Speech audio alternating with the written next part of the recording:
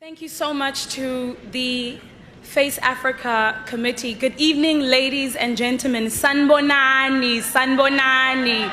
If you are from the African continent, I expect to hear a ululation.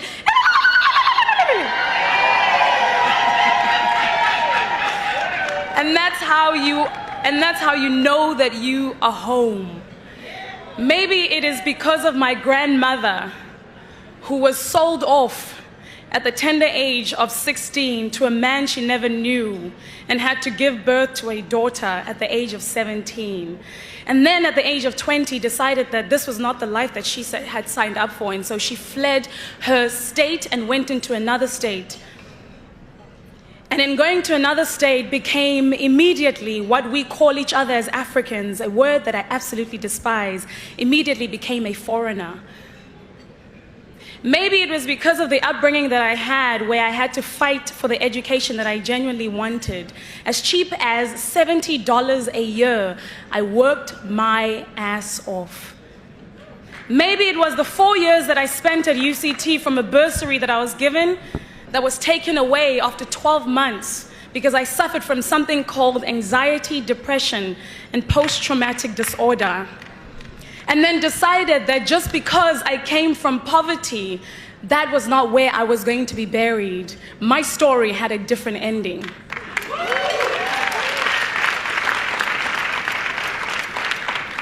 Or perhaps you consider the woman who was then catapulted from failure into becoming a little starlet in a little country called South Africa, all the way down south. And she decided, just because, that I was a failure, and I decided that my story was going to have a different ending. In 2 years, found her baby sister who had suffered from depression and anxiety in the garden of her home, who had taken her life behind a tree.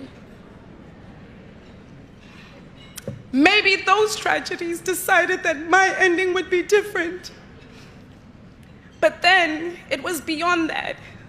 It was saying beyond me, because there's not one of me.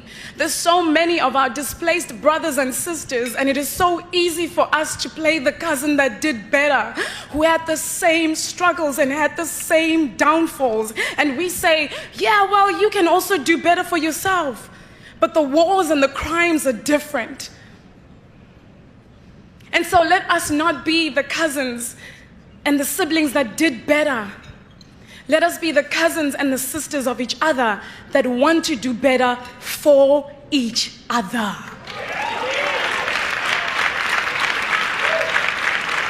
So this room is not only a celebration of our blackness. This room is not only a cross-pollination of the diaspora, because that's what's happening right now. This is a cross-pollination. It is not just about that. This room is full of advocacy. People who want to do better for our continent, and not say that the Europeans did better for us, but we did better for each other.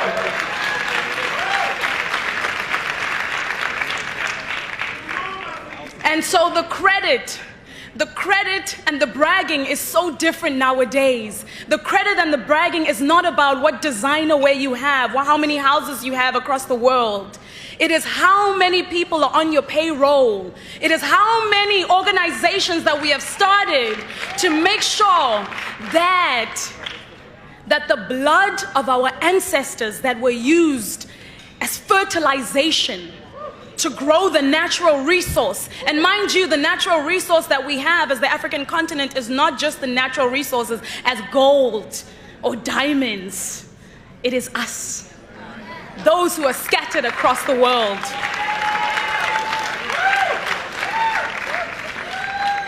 And so, Sarana, I just want to say something. I want to say once again, I said this to you yesterday, that 10 years is no small feat.